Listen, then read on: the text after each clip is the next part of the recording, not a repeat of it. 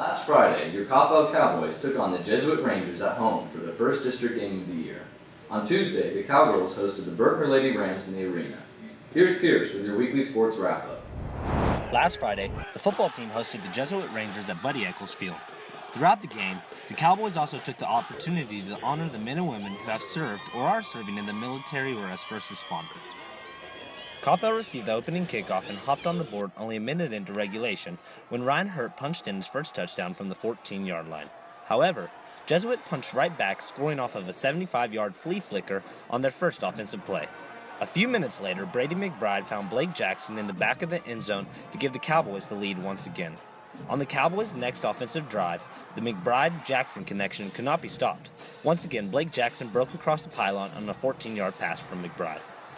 It was not, however, just the Cowboys' offense that put up the points in the first half. On 4th and 6, freshman KJ Liggins undercut a slant route for a 60-yard interception return.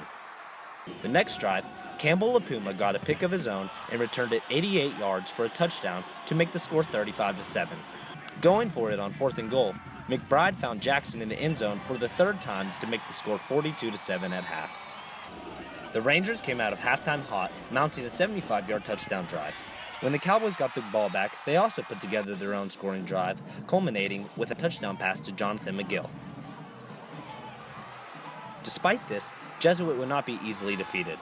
A double pass took Jesuit 66 yards down the field to set up a rushing touchdown for QB Parker Towns. With momentum on their side, the Rangers recovered their onside kick and scored again to cut the Cowboys' lead to 15. In the fourth quarter, both the Rangers and Cowboys scored once again, but an 8-yard run by Ryan Hurt with 3 minutes remaining sealed the Cowboys' victory.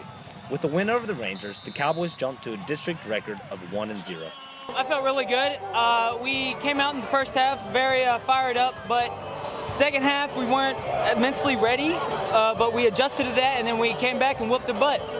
I mean, I was proud of our kids for coming out in the second half, at least fighting back. I mean, Coppell's got a great football team, and they kind of took it to us, but I was proud of our kids for the fight they showed in the second half, not giving up, and trying to make a game out of it there. The result there that we need to clean that up, but being able to overcome second and 45 is huge, and McGill made a great play, and just learning how to finish and staying locked in. Tuesday, the Cowgirls hosted the Richardson Lady Rams for Teacher Appreciation Night. In the first set, the Cowgirls' defense propelled them to an early lead, which they maintained to capture set 1, 25-5. The Lady Rams came out stronger in the second set, but outside hitting from Breanne Chauncey and Riley Ross put the Cowgirls over the top to win the second set 25-13. The third set went much like the second as the Cowgirls continued to roll over the Rams to win the set 25-12 and win the match 3-0. I think that we played really well. I thought that we focused on our side of the net and kept the errors to a minimum. I think we played really well. I think we played as a team and we kept the energy up even when the other team wasn't really getting a lot of balls over, but I think we kept our composure, and we also stayed disciplined on our defense, and I thought our block was really well too. What we have to improve on is probably our block and defensively defending the first swing. So we got to get better at that, but there's some things that we're doing really well that we'll just continue to touch on just to stay fresh. With the win, the Cowgirls improved to 7-0 in district play. For KCBY, this is Pierce McFarland.